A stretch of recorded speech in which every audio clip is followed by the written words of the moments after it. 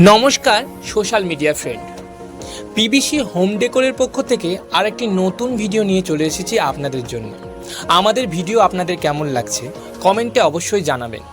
যদি আমাদের ভিডিও আপনাদের ভালো লাগে তবে আমাদের পেজটিকে অবশ্যই লাইক করবেন।